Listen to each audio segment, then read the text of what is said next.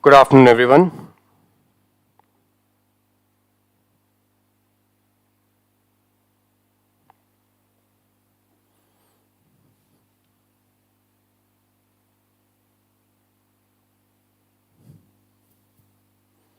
I hope I'm audible.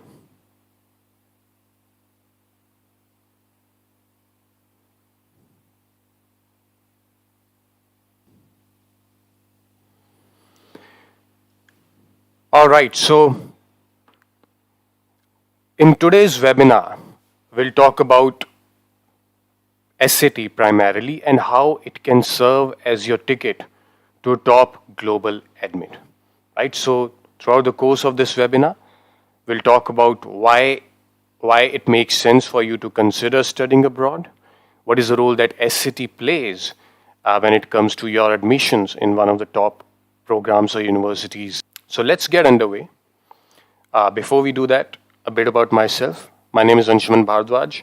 I'm an SAT expert. I've been teaching for SAT over the last 7 years now. I'm also 99th percentile holder on GMAT, and I'm a BITS Pilani graduate.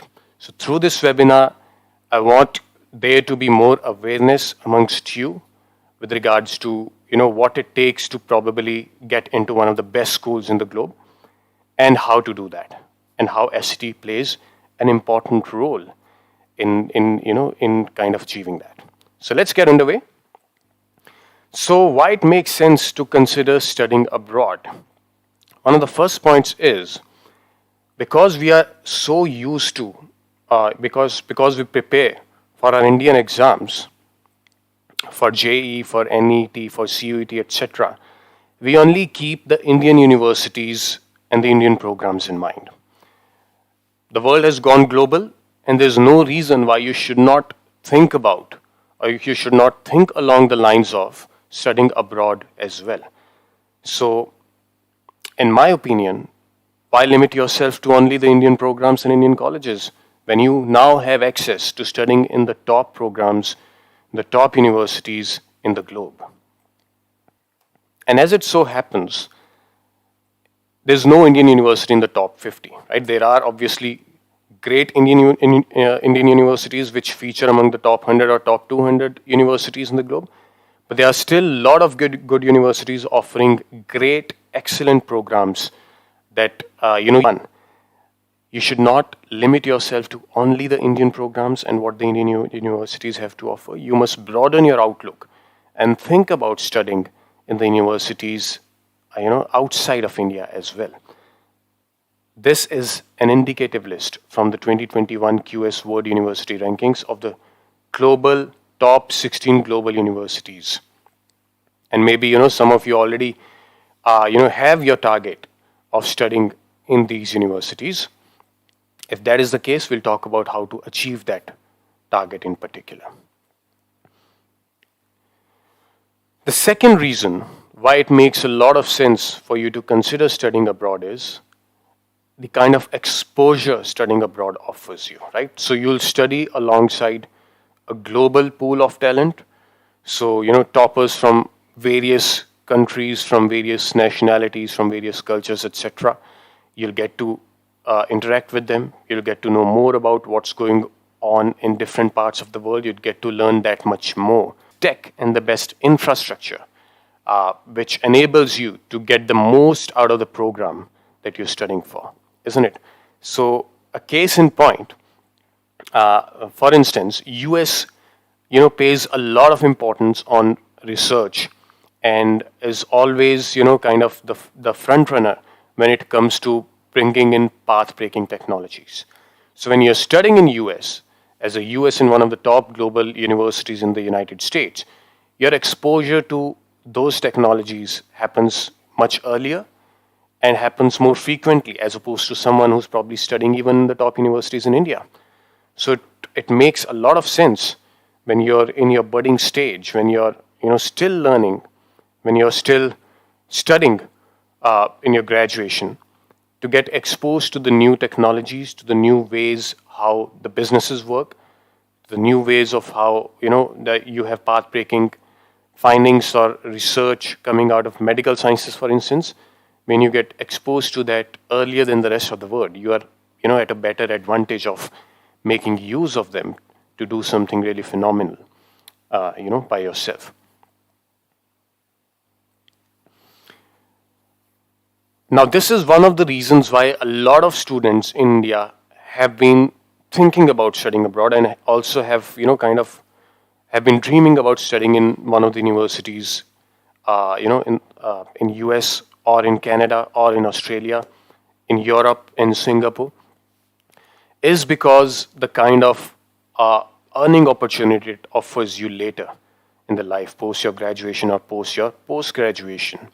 For instance, if you're someone who wants to pursue engineering in, let's say, computer sciences or artificial technology, for instance, for an MIT graduate, the average salary is $115,000 a year, which roughly would mean a 90 lakh per year package.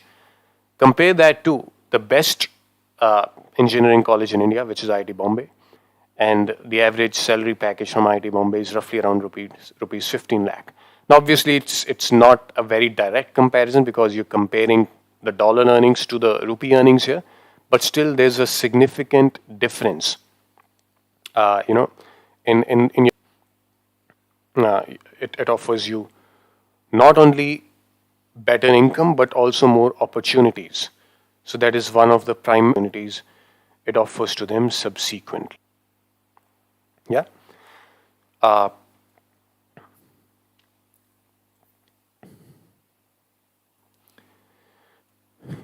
This is something that I believe is really, really, really important. Preparing for Indian exams and probably having a crack at the Indian universities and Indian programs,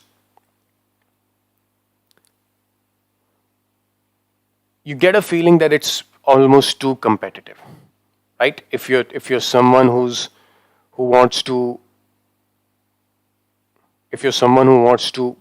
crack the JEE and get an admit into, let's say, IIT Bombay, you'll have to be among probably the top 100 ranked people on the JEE, and it makes it really tough when over 2 lakh, 3 lakh, or over 5 lakh people are sitting for the exam and eyeing for that computer science seat in IIT Bombay. Case even for something like, for instance, if you want to get an admit into Delhi University, you're really easy on your 12th board exams, or have to have a great percentile on the CUET to really give yourself a good chance of making into these programs is just crazy. For instance, the acceptance rate for IIT Bombay is 0.05%. That is really, really low. I'm talking about percentage here, not absolute value. So 0.05% is really low. Compare that to the best programs in the world, be it MIT or Harvard, which have fairly low acceptance rate from the standard of other universities, but still it's much, much greater than IIT Bombay's. So for MIT, for colleges like MIT, Harvard, Stanford, etc., the acceptance rate lies somewhere between 5 to 7%, right, which is almost 100x of what you have for IIT Bombay. So the competition for the top Indian programs is absolutely crazy, and what it means is you really have to stand out amongst the students who are applying, and only a handful of you will get an admit into the coveted programs in the coveted colleges. The rest of you may feel like you've kind of squandered an opportunity, which is not necessarily the case. You may be brilliant, but when so many people are competing, maybe there are others who have outscored you, and you feel as if you've not done enough. So there's a lot of stress when and I feel a lot for Indian students eyeing those kind of programs, and it's really, really competitive, and the stress levels are so high that students who are in their +1 and +2 preparing for exams like JEE, NET, etc. There are students who go through depression, students who get suicidal as well at times. The suicide rates amongst such students is alarming if you look at the stats over the past 5-6 years. So this is just, I'm talking about it just to kind of throw an alternative picture in front of you as to what you can do instead. There's no reason why you need to limit yourself to only the top Indian programs or only the top Indian schools, when you can in fact consider some amazing programs throughout the globe and the universities abroad in US, in Canada, in Australia, in Singapore, in Europe, right? France, Spain, England have amazing universities offering programs that may be better suited to you than many of the Indian programs as well. So not only is studying abroad far less competitive and hence far less stressful, but you may end up finding a program which is far more suited to you and hence is far more meaningful for you in the long run, as opposed to getting into the rat race of the Indian competitive exams. So one factor that you must really consider, and if there's any parents watching this webinar, please make a note of this point. It is really important that you kind of look at opportunities beyond just the Indian universities, because there's a lot of good stuff happening across the globe, and there's no reason why your kid should not get an access to that. So this is something that is different, and through this slide I'll talk about the way the Indian universities approach admissions and the way the top global universities approach admissions.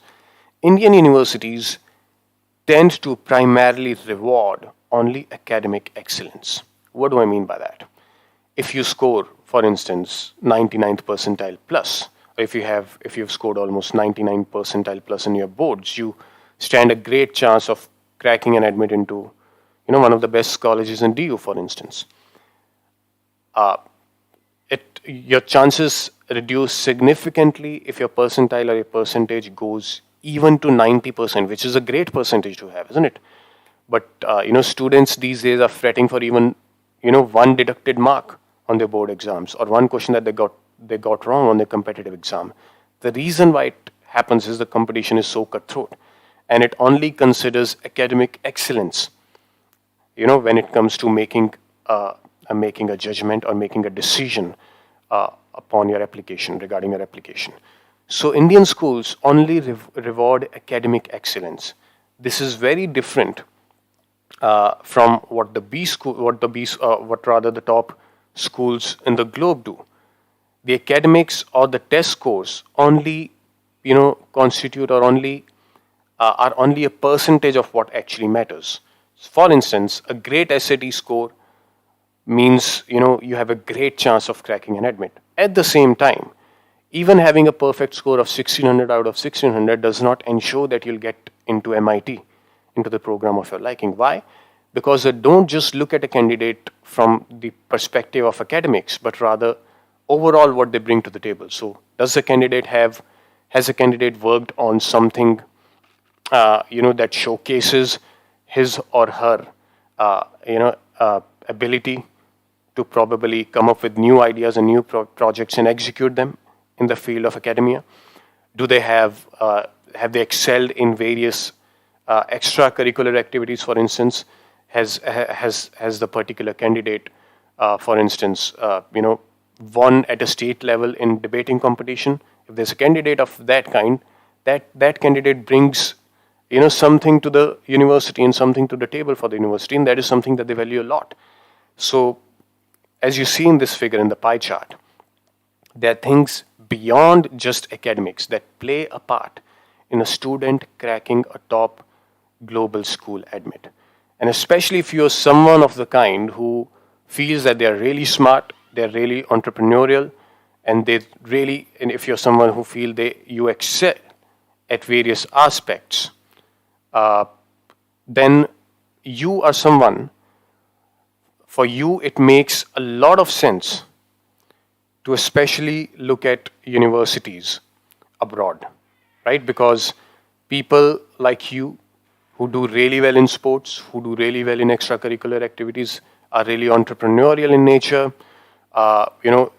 People who have started their startups, for instance, you may not feel that you're best, you're cut through the cloth who will kind of score 99.9 percentile on IIT JEE, but you may be someone who brings in entrepreneurship on the table, right, then you are a valuable candidate to one of the top global universities. So for someone like you, it makes a lot of sense to actually target universities and programs outside India. So it's a more holistic approach that many of the programs and schools abroad take towards admissions, and it's not just, you know, academics that they reward you for. It's as to whether you want to study in India or you want to study abroad. This is something that has, in my time, which was 10 to 12 years back, it was only academics, right? So if you don't score a particular score in your competitive exam, if you don't breach that percentile barrier, there's no chance you're getting an admit to one of the best schools in India, right? And the rest of the students, no matter how bright and smart they are, feel dejected, and that's not how it should be, right? So some of the best schools across the globe offer you that chance, and will provide you with the base to build on what you have to offer, and will equip you with the skills necessary to succeed in the remainder of your life. So a really, really, really interesting point and important point that I wanted to talk about. We've learned how and why, how having a different perspective and looking beyond just the Indian schools can open a window of opportunities for you, right? And SAT is an exam that will serve as a ticket for you to access those opportunities. A great SAT score puts you ahead of the line, right? As I said, SAT score alone itself may not guarantee a great admit, but it definitely acts as your ticket to a top global admit. I'll share some very interesting stat. So if you've scored, for instance, a 99.9th percentile on your JEE, maybe not everyone knows percentile, but I'm sure that you do understand the figures here. Then you stand a chance probably of getting a seat into the computer science stream in IIT Bombay. Whereas if you score an 85th or a 90th percentile on SAT, but you have excellent entrepreneurial record, if you've taken part in internship, if you've done internships with a very technical blend and have showcased your expertise in that particular field, colleges like MIT's, Stanford's, Harvard's would be forced to consider your application, and it's very likely that you actually get into those coveted programs, which are actually the top programs in the world. So SAT as a test offers you the ticket to have the access to those wonderful programs, top global programs. Talking about SAT has recently gone through a change, right? It was a paper-based test up until now, even still is. The December SAT would also be a paper-based test, but starting March next year, SAT would be completely online, or they're calling it the digital SAT. We'll talk about it a bit more, but let's first talk about what SAT tests you for. Why is SAT important? Is a very important aspect of your applications process, of your admissions process. Your SAT score is not the only factor. There are other factors that come into play. That being said, a great SAT score or a good SAT score is absolutely must to ensure that you have a smoother route to cracking a top school admit. So SAT tests your readiness for the college programs. SAT has been designed in a way that your score indicates to the programs or the universities that you want to apply for how ready you are for that particular program. So greater your SAT score, in a way, greater your college readiness, right? So the SAT tests your math ability and your evidence-based reading and English, your reading and writing ability. If you want to call it English or verbal, you may call it that, but it's slightly different. If you choose to prepare for SAT, we'll get more into the details of it. SAT primarily tests your math ability and your reading and writing ability, evidence-based largely. So you can think of it as math and English preparation. And the SAT math is of the kind, nothing like, IIT JEE, for instance. So JEE is one of the toughest exams in the globe, and the math is ridiculously tough. If you were to compare that with SAT, SAT is far, far easier. And hence, that makes SAT a much more preparable exam to anyone, really. Those of you who feel that you're not good at math, maybe you not even think of preparing for JEE. But SAT is a very practical option for you to consider because it tests basic math and maybe a little beyond that. And that is good enough, right? So SAT math is nothing like JEE math, much easier to prepare for, can be prepared for in much shorter time, and hence becomes a much, much better option for you to consider if you feel that you're probably not a genius in math, right? And the second aspect which is different here, it tests your English and your verbal skills as well, especially your reading and writing skills. So if you're someone who thinks they're great, they're absolutely great at the English language, you're an avid reader, SAT provides you a chance to showcase your skills and to really excel and get a great score on SAT, as opposed to something like a JEE, for instance, or an NEET, right? So it's an exam that is much more preparable for students like you. The digital SAT, as I said, will be underway from March 2023, and we'll talk about how we're going to target for that March 23 attempt. The digital SAT is, even more easier and shorter compared to the usual paper-based SAT. How so? The digital SAT is almost 1 hour shorter, right? If you look at the screen here, the paper-based SAT is a 3 hour, 15 minutes exam. Compare that, with the digital SAT, which is a 2 hours, 14-minute exam. So it's 1 hour shorter, which makes it a much, much practical option to prepare for, right? Because to sustain those levels of concentration and that attention is over a 3.5 hour period is obviously daunting and tricky. 2 hour, 14 minutes is much more doable and much more comfortable also for the students. So they've looked into the needs of the convenience of the students, which is something not all Indian exams do, right? Secondly, the syllabus, especially on English or the reading and the writing part, has changed. So the questions, you used to get really lengthy passages earlier. That has really reduced. You get much shorter passages, and those of you who might be scared of reading comprehension, for instance, now stand a very good chance, even on the verbal section, because the length of the passages has significantly reduced. And these two aspects make preparing for the digital SAT even easier, right? So SAT was already easier than a lot of Indian exams. The digital SAT would be even shorter and hence easier. Not necessarily easier in context of difficulty level, but easier from the front, that the syllabus gets reduced, the duration gets reduced, the length of the passages get reduced, and hence it becomes an easier exam to take overall. Let's now talk about why it makes a lot of sense, and I've kind of put the lot in caps because it actually makes a lot of sense for you to take the SAT, no matter what you're doing right now, no matter what Indian exam you're preparing for, and even in case you're not preparing for any Indian exam at all, no matter what bracket you fall under or fall into, taking the SAT makes a lot of sense for you. Point number one, something that we've talked about. Why? Because it provides you an opportunity to actually target the best schools in the world, right? Not the Indian schools which are ranked, in the late hundreds, for instance, but actually target the top 10, top 15, top 20 schools in the world. It gives you a chance to study in an MIT, in a Harvard, in a Stanford, schools that you've heard of. So why limit yourself to only Indian options? Number one. Second, SAT preparation is something that requires much less from you as opposed to some of the other Indian exams would. Yeah, JEE preparation, for instance, requires you to actually study for those 2 years with complete dedication, and it takes a lot out of you, right? And leaves you almost with nothing else to do. Not the case with SAT.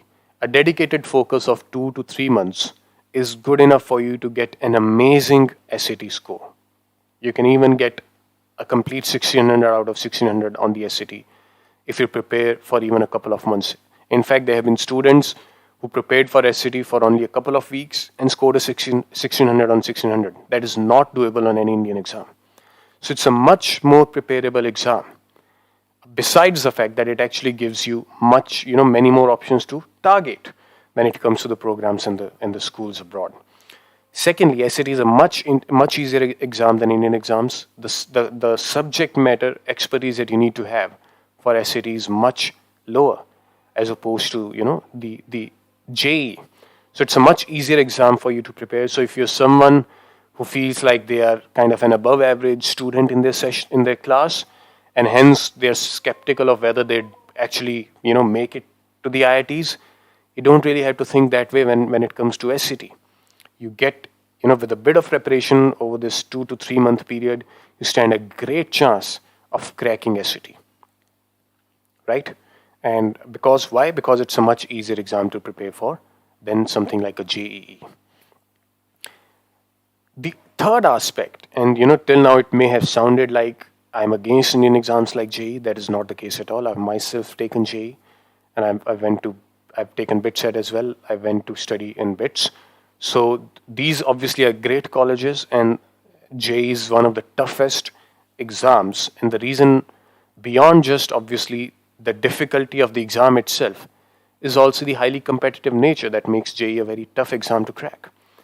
But if you're someone who's studying for JEE, then there's no reason why you should not take SAT, because there's a significant overlap. If you're preparing for JEE Math, for instance, you're already almost prepared for SAT Math as well. You might as well take the SAT by working on your English for a bit, by working on your reading and writing for a bit, right? And open a plethora of opportunities to consider for yourself beyond just the Indian schools.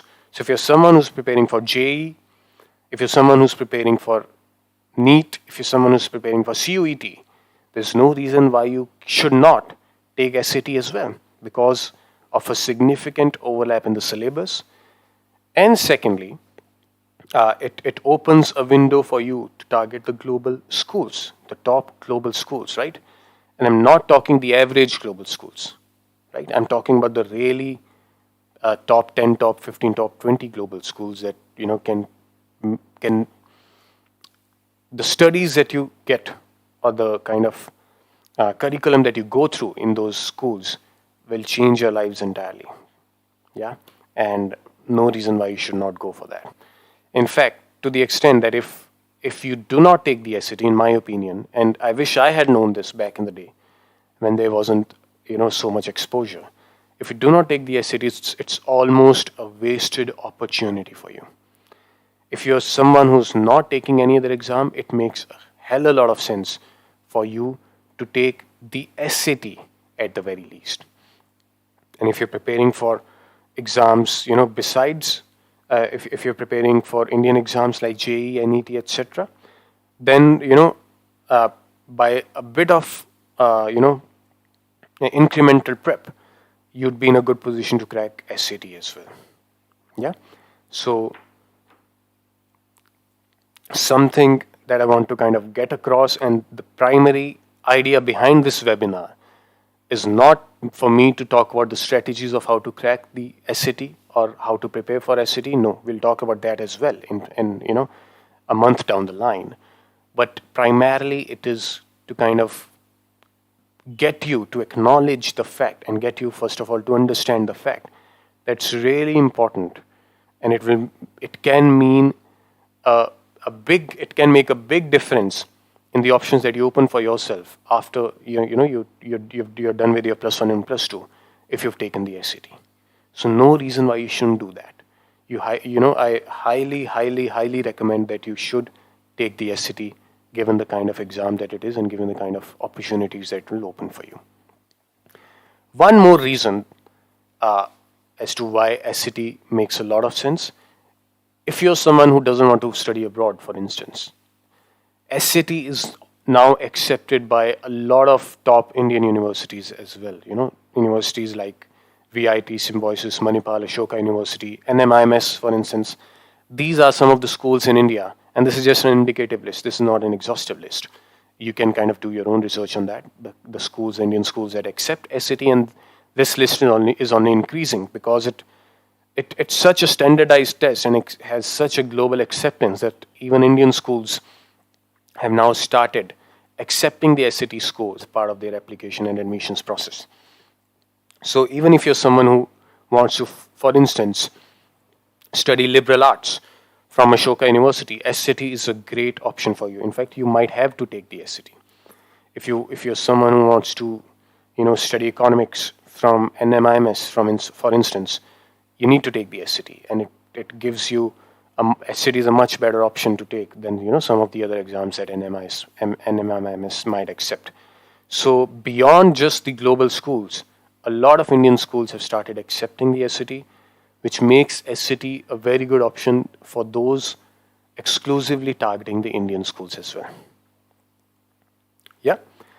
So we have talked about initially in this session why it makes sense for you to consider studying abroad. Now when you have the options, especially if you have the means, there's no reason why you should not, right? So this was more of a creating awareness session, where I wanted to kind of how SCT is important in the strive to be able to study abroad, and it's an important part of your application process. There are other aspects as well, and we'll do more such webinars and enlighten you on the remainder of the stuff as well, as to how best strengthen your profile, how best to go for instance, some of the projects and extracurricular activities which makes your profile really stand out. We'll talk about those kinds of stuff as well.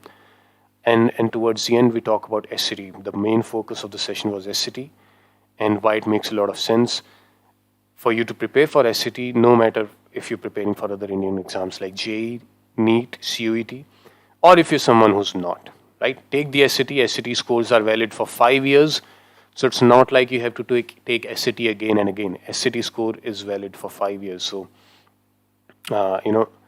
you can apply through SCT even like a year or two down the line as well. Coming to the role Study24x7 will play in your SCT prep, right? Having understood why SCT is so important and why it makes a lot of sense for us to kind of get to prepare for SCT and to take SCT, Study24x7 is here to help you do that, because our curriculum is structured to help you ace the digital SCT, which gets underway March 23. So our curriculum is designed keeping the digital SCT in mind. Yeah, something which is new, something that is really fresh, and it is very different from the previous SCT, but our course is designed catering to the new digital SCT, will equip you with all the skills and the basics necessary for you to ace the digital SCT. The course has been created and curated by 99th percentile experts, including myself. I've worked extensively on creating the course on both the quant, on both the math and the verbal sections, to ensure that you get the best learning through your live sessions and through your doubt solving sessions as well. And through the platform, you'll be able to access the various recordings, the various concept videos, skill building videos, besides what you learn through the sessions as well. The program is unique in the sense that there's a lot of focus on doubt solving. I highly believe in doubt solving, and there has to be a dedicated leg in any course, because doubt solving is not simply just like reading the solution of a problem. No, it's much more than that. You must really understand where your gaps are, and a good doubt solving session helps you really understand your own gaps and flaws, and provides you with the tools to be able to fill those gaps down the line. There's a lot of focus on official mock analysis sessions as well, because no matter how well you prepare yourself for the concepts and your skills, testing yourself under that pressure environment of having to do these number of questions in a stipulated time, may bring certain tendencies to the fore which may cause you to falter. And those are the kind of tendencies that we'll pay a lot of attention to, and we fix through the mock analysis sessions. So it's a complete course that focuses on the basic concepts, that focuses on the more advanced skills that you need to have to ace the SCT, and beyond that focuses on the other non-academic aspects of test taking to ensure that you do really well under the timed pressure and in that stipulated time. We start with our batch on 20th of November, which is a Sunday, and the target is the digital SCT March, right? So if you're someone who's in their +2, hasn't yet taken the SCT, very, very important that you go for it for the reasons that I've talked about. If you're someone who's in their +1, the earlier you start, the better it is, right? Because it gives you a chance to have more cracks at the SAT. And SAT, one of the good things about SAT is it happens multiple times in a year. It happens 5 to 6 times in a year. So if you don't do well on one occasion, there's always a next attempt that you can take.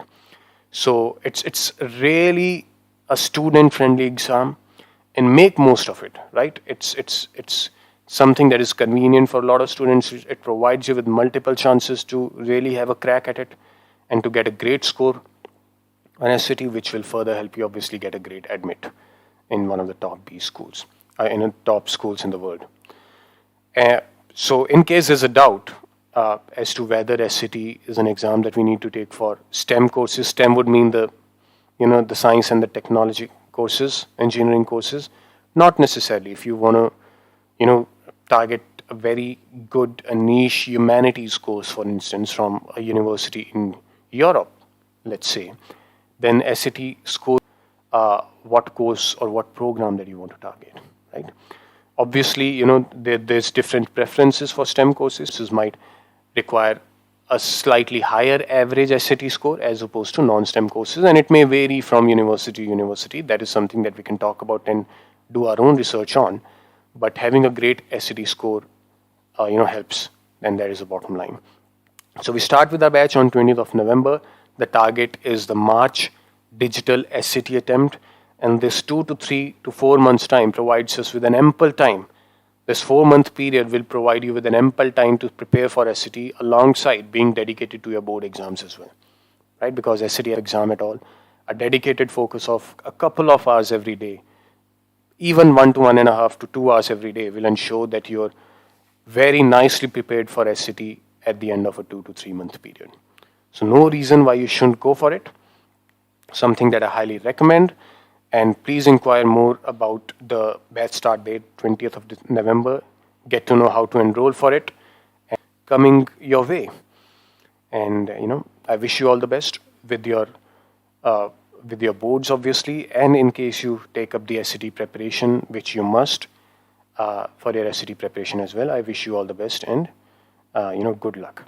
So looking forward to seeing some of you in our live sessions, and I'd be happy to answer any questions, any doubts that you might have. Just kind of share it with our team, get those across to me. We'd be happy to assist you with the same.